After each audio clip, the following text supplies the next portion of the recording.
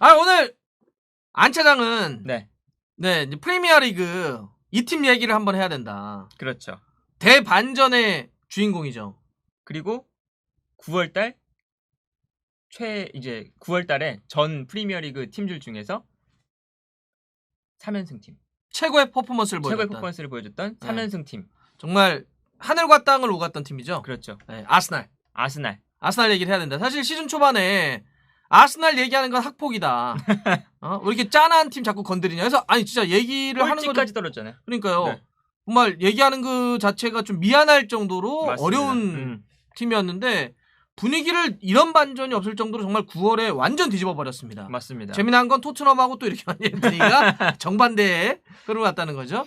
결과가 어떻길래 대반전이라고 하느냐. 일단 성적을 보면 왼쪽이 이제 시즌 초반 3경기죠. 밑으로부터 이렇게 올라가야 됩니다. 그렇죠. 3경기가 전패였죠. 그것도 골 하나 못 넣고 두 골 5골이나 실점을 하는. 그렇죠. 그러면서 이 뭐 첼시나 맨시티 같은 경우는 워낙 강팀이니까 사실 아스날이 패배를 해도 그렇게 이상하지 않다라는 생각이었지만 브렌트포드한테도 패배를 하면서 그렇죠. 너무 이거 아무것도 못 해보고 패배하는 것이 아니냐 아스날이. 브렌트포드가 정말 그 프리미어리그로만 따지면 사상 최초로 그렇죠. 승격한 팀인데 저 오래된 할아버지가 눈물 흘렸던 그 장면. 1승의 재물이 된 1승의 재물. 그랬던 이제 아스날인데 네. 아스날이 9월에 들어서면서 완벽하게 바뀌었습니다. 일단 9월달 성적을 보시면 노리치와 1대0 승리, 그리고 벌리와의 경기에서 1대0 승리, 그리고 토트넘과의 경기에서는 3대1 승리. 3연승을 챙겼죠. 맞아요. 그리고 이제 잡았어. 뭐 그 다음 경기 브라이튼과의 경기에서는 무승부를 기록했지만 9월달에 3연승을 기록하면서 이 아르테타가 9월의 감독을 받을 수 있었던 이제 계기가 되었죠. 브라이튼 같은 경우도 이제 포터 감독 때문에 상당히 주목받는 팀이었기 때문에 맞아요. 물론 이 경기를 연승으로 가져가지 못했지만 그래도 확실히 아스날이 많이 달라졌구나. 맞습니다. 라고 하는 걸 보여줬던 경기죠. 그렇죠. 사실 시즌 초만 하더라도 아스날이 이 정도 투자면은 대단한 올 시즌 뭔가 보여줄 거야 라고 했었잖아요. 그렇죠. 일단 아스날이 이번 여름 이적 시장에서 전 유럽 구단을 통틀어 가장 많은 지출을 한 팀이죠. 그러게요. 진짜 돈 안 쓴다 해서는 이번에는 크게 한번 이 호주머니 돈을 확 꺼내 썼는데 뭐야 할 정도로. 일단 스카이 스포츠의 자료를 보면 1억 5,680파운드. 얼마예요? 약 2,500억. 야 대단하다. 네. 엄청나게 썼죠. 엄청 쓴 거죠 진짜. 그런데 이제 성적은 시즌 초반에 3연패고 또 데려온 선수들은 2,500억에 맞는 선수들인가?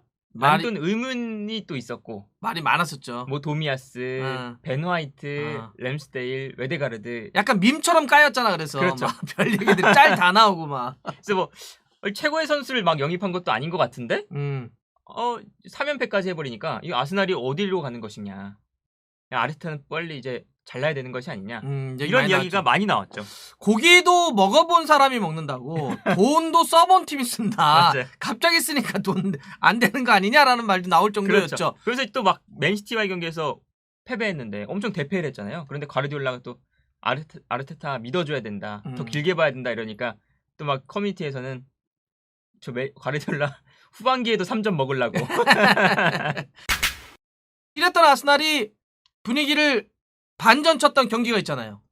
그게 4라운드 노리치전이죠. 이 노리치전에서 승리를 하면서 그 이후부터 3승 1무, 리그에서만 따지면 3승 1무를 기록했는데 이 경기가 중요했던 게 여름 이적 시장에서 영입했던 선수들 램스데일, 뭐 베나이트, 도미아스, 웨데가르드. 웨데가르드는 이제 완전 영입을 한 거고요. 그렇죠. 이 선수들이 함께 나왔던 경기고 여기에 더해서 토마스 파티가 프리시즌에 부상을 당했죠.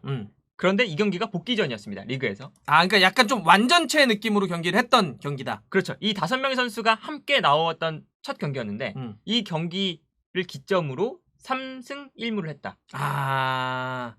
그러니까 여러 가지 좀 어려움들이 있었는데 완전체를 구성을 하면서 결과도 가져왔고 여기가 대반전의 어떤 터닝 포인트가 됐다. 좋다. 이때 그러면 한번 전체 포메이션을 볼까요? 이런 포메이션이 됐었는데 램스데일이 뭐 최후방에 있고 베나이트가 마갈량이스와 함께 이제 최후방 수비수를 구성하고 오른쪽에 도미아스 그리고 중원에 파티 그리고 웨데가르드가 공격형 미드필더로 나오면서 스미스로우가 왼쪽으로 이동했죠. 예. 원래 가운데 세컨을 봤었는데. 그렇죠. 그러면서 이제 스미스로우가 원래 있던 자리, 스미스로우가 지금 있는 왼쪽 측면 공격수 자리에는 사카가 원래 뛰었었는데 사카가 이제 왼쪽에 스미스로우가 뛰니까 오른쪽으로 옮겨갔습니다. 반대로. 이러면서 이제 페페가 좀 벤치로 밀려난 상황이죠. 맞아요. 밀려도 돼 걔는. 그러면서 이러한 이제 전형이 좀 좋았던 포인트가 무엇이냐?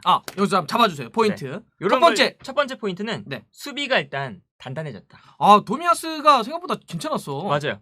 일단 지난 시즌 이제 아스날의 좀 경기를 보면 아르테타 감독이 꾸준히 사용하는 것이 티어니의 공격적인 활용. 그러니까 그래서 언밸런스했죠. 그렇죠. 비대칭으로 갔죠. 그러면서 3백과 4백을 유동적으로 활용하는 이제 그런 플레이를 많이 사용했는데 티어니가 쭉 올라가게 되면 반대쪽에 있는 오른쪽 풀백이 가운데 쪽으로 오면서 백스리처럼 가는. 그렇죠. 그런데 그 오른쪽이 되게 불안했죠. 베이린을 포함으로 해서. 베이린, 뭐 소아레스 이런 선수들이 수비적으로 굉장히 불안했고 특히 이제 3백의 중앙 수비수로 뛰기에는 피지컬도 좀 부족하고. 맞아요. 이제 하면서 좀 오른쪽 수비가 좀 부족하다라고 했는데 마침 도미아스가 볼로냐에서 이제 3백과 4백을 유동적으로 활용하는 오른쪽 풀백으로 나왔었기 때문에 그런 점을 이제 눈여겨봤다가 영입을 했는데 또 도미아스가 와서 잘하고 있습니다. 그러니까요. 벤 화이트의 뭐 공중볼이라든지 몇 가지에 대한 우려가 있었는데 도미아스가 오른쪽에서 붙기도 하고 올라가기도 그래가지고 생각보다 굉장히 잘해주더라고요. 굉장히 지금 잘해주고 있고 벤 화이트도 사실 이제 시즌 초반에 이제 헤더에 대한 문제가 굉장히 많았잖아요. 그러니까 이게 안 되니까. 그러면서 이제 벤 화이트 쪽으로 이제 공중볼을 몰아주는 이런 상황도 많이 나왔었거든요. 일부러 붙이는 거지 약하니까. 그렇죠. 상대팀이 이제 계속해서 헤더 경합을 이제 붙여주는 이런 상황들이 있었는데 벤 화이트도 이제 팀에 조금씩 적응하니까 조금씩 안정적인 모습을 보여주고 조금씩 안정적인 모습을 보여주다 보니까 벤 화이트가 가장 잘하는 이제 발밑을 활용한 안정적인 빌드업 이런 것들이 또 살아나면서 괜찮은 플레이를 보여주고 있고. 자, 그래서 첫 번째 이 터닝 포인트의 이유는 수비 안정이었다. 그렇죠. 도미아스의 안정적인 결합. 그리고 이제 뭐 거기에 더해서 파티까지. 파티가 이제 좀 중원에 들어오면서 사실 자카의 파트너로 사실 뛰려면 좀 많이 뛰어야 되고 네네. 좀 수비적인 능력이 갖춰져야 되는 선수가 필요한데 성질도 너무 그 공격적이면 안 돼요. 그렇죠. 근데 저 자카의 파트너가 사실 최근에 뭐 토레이라도 있었고 뭐 엘네니도 있었고 뭐 이런 선수들이 계속해서 번갈아 가면서 뛰었는데 뭐 지난 시즌에도 그렇고 그렇게 좋은 모습이 아니었죠. 맞아요. 근데 파티가 이제 지난 시즌부터 좀 부상에 자주 시달리면서 못 나오다가 이제 이번 시즌 초반에도 사실 부상을 빠져 있다가 이제 나오기 시작했는데 파티가 중원에서 굉장히 잘해주고 있습니다. 굉장히 많은 활동량을 가져가면서 중원 싸움에 큰 도움을 주고 있기 때문에 파티의 이제 복귀도 굉장한 큰 힘이 되고 있다. 맞아요.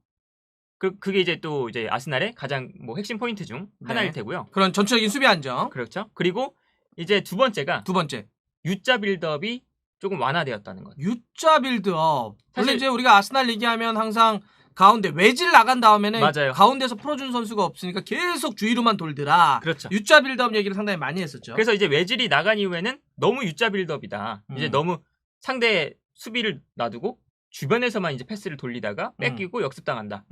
이런 게 있었고 그리고 스미스로우가 이제 떠오르기 시작한 게 U자 빌드업을 좀 보완해줄 수 있는 선수였잖아요. 맞아요. 그래서 스미스로우에게 굉장한 의존을 하는 플레이들을 많이 했었는데 사실 스미스로우가 워낙 어린 선수고 하다 보니까 팀을 시즌 전체를 끌고 가기에는 조금은 부족한 아직은 그런 모습을 보여줬었죠. 그래서 그렇게 좀 고민이 있었는데 이때 웨데가르드가 들어온 거죠. 그렇죠.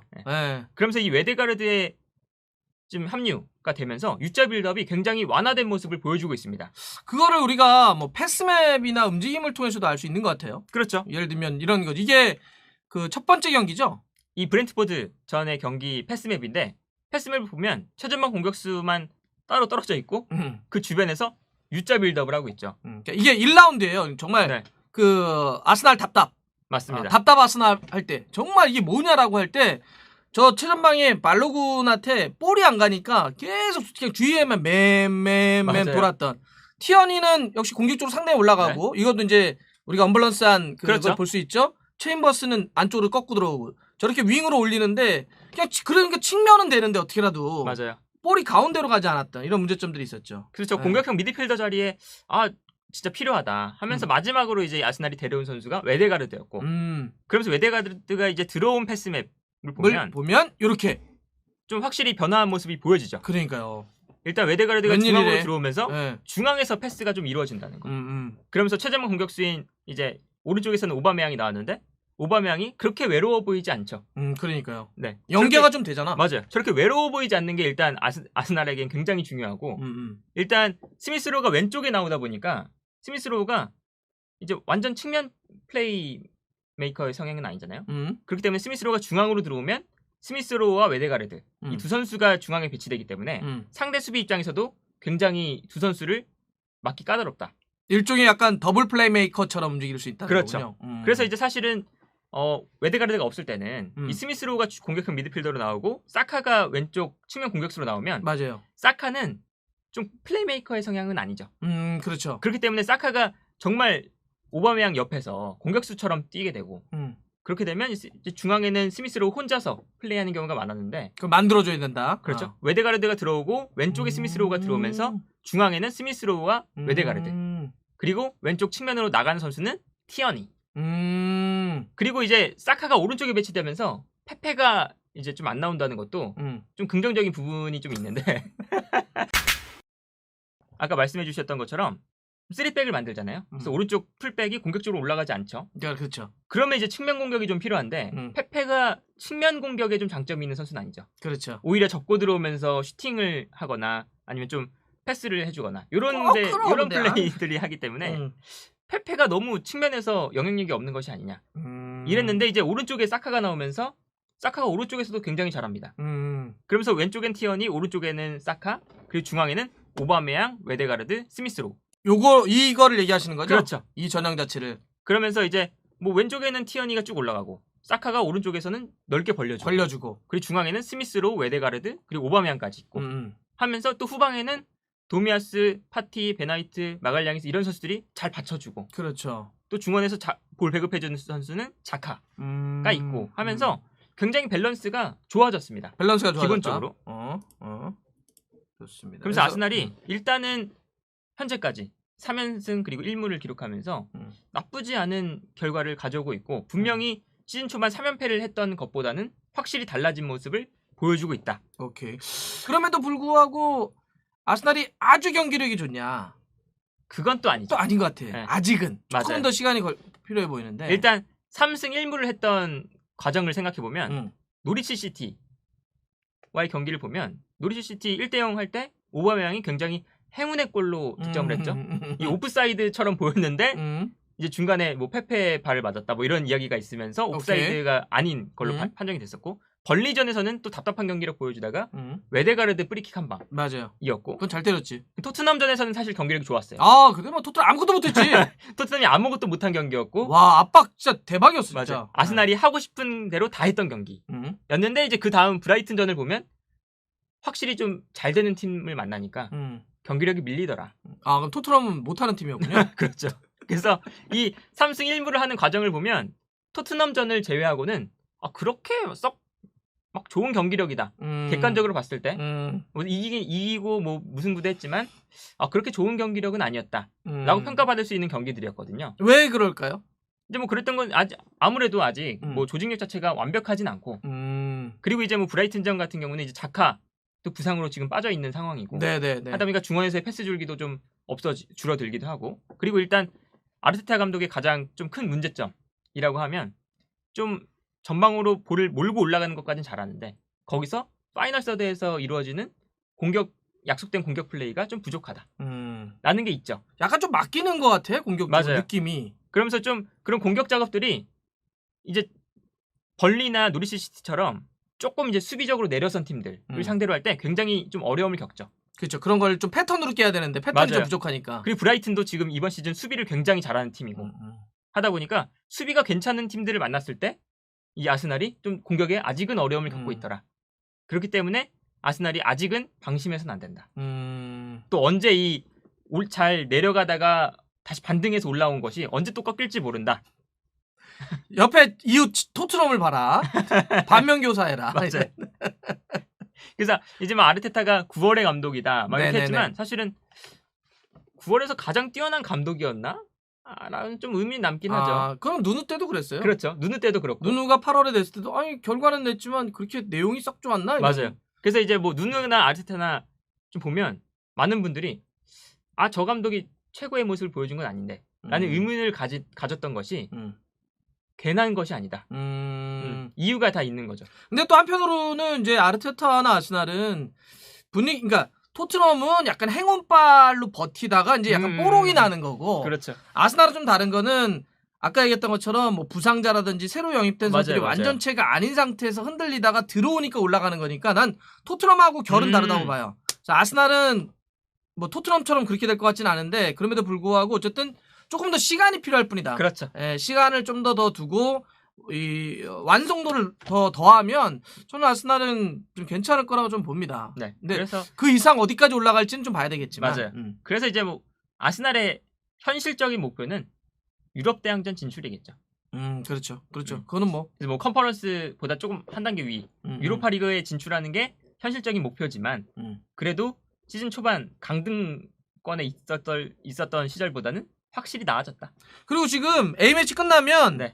아스날이 일정이 괜찮아요. 네. 팰리스, 빌라 이제 끝나면 리그컵 리즈고요. 네. 그다음에 레스터, 와포드 이렇게 갑니다. 맞습니다. 다음 달 그 21일에 리버풀 원정 전까지는 네. 그래도 다 비벼보고 싸워볼 만한 팀들이거든요. 그래서 지금 아르테타도 이제 A매치가 끝난 이후에 굉장히 좀 중요하겠죠. 일정들이. 그러니까. 시즌 초반에 3연패 할 때는 사실 변명거리가 있었어요. 첫 경기는 부상자가 많았다. 두 번째, 세 번째 경기는 너무 세다. 첼시와 맨시티다. 너무 세다. 우리 급 차이가 나지 않느냐. 이런 게 있었는데 그 뒤에는 3연승 하면서 이것 봐라. 우리 비슷한 팀 만나니까 잘한다. 비슷한 팀 만나니까 잘한다.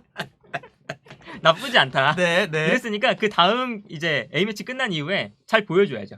그러게요. 그래야 이제 리버풀전에 좀 져도 변명거리가 생깁니다. 아직 몰라요. 경기는 다 해봐야 아직 알죠. 모르지만. 예. 알겠습니다.